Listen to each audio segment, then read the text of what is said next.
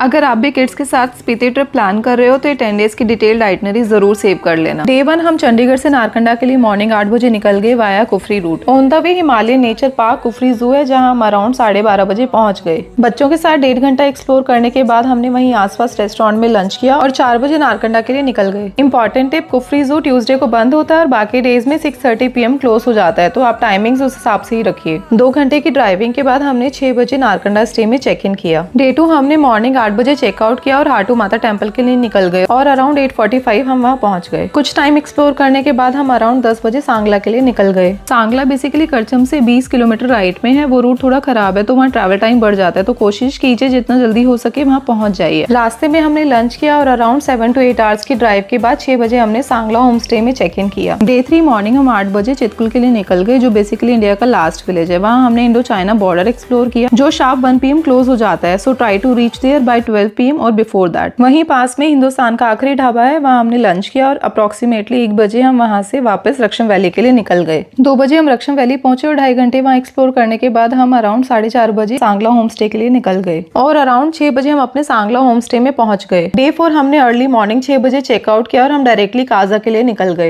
Actually उस time Manali root close था, सो हमने सेम रूट से वापस आना था, इसलिए ताबो और नाको हमने आते वक्त एक्सप्लोर करने का डिसीजन लिया। अगर आप चंद्रताल मनाली रूट से सर्किट पूरा करना चाहते हो तो आप डे 5 नाको रुक सकते हो और नेक्स्ट डे काजा के लिए निकल सकते हो और डे 4 आप कल्पा एक्सप्लोर कर सकते हो। इंपॉर्टेंट टिप, अगर आप किड्स के साथ ट्रैवल कर रहे हो तो please skip suicide point because route is risky. Sangla से काजा का रूट थोड़ा खराब है तो इसलिए हम जल्दी निकल गए। रास्ते में हमने लंच किया और अराउंड 10 आवर्स की लॉन्ग ड्राइव के बाद हम अराउंड 5 बजे अपने होम स्टे में पहुंच गए। डे 5 हम मॉर्निंग 9:15 लांगजा बुद्धा स्टैचू के लिए निकल गए और हम 10 बजे अराउंड वहाँ पहुंच गए। 1 घंटा एक्सप्लोर करने के बाद हम 11 बजे वर्ल्ड्स हाईएस्ट पोस्ट ऑफिस के लिए निकल गए जो हिक्किम विलेज में, और अराउंड 11:30 बजे हम वहाँ पहुंच गए। वहाँ कुछ टाइम स्पेंड करने के बाद हम अराउंड 12:45 हाईएस्ट मोटरेबल विलेज के लिए निकल गए जो कॉमिक में है और जस्ट 15 मिनट्स की ड्राइव के बाद हम 1 बजे यहाँ पहुंच गए। यहाँ वर्ल्ड्स हाईएस्ट रेस्टोरेंट है जहाँ हमने लंच किया और अराउंड 3 बजे हम अपने होम स्टे के लिए निकल गए। 1 घंटे की ड्राइव के बाद 4 बजे हम अपने होम स्टे पहुंच गए। थोड़ा रेस्ट करने के बाद हमने इवनिंग में वहाँ के लोकल कैफेज एक्सप्लोर किए और वापस अपने स्टे पर आ गए। I will share the detailed itinerary of day 6 to 10 in part 2 by tomorrow.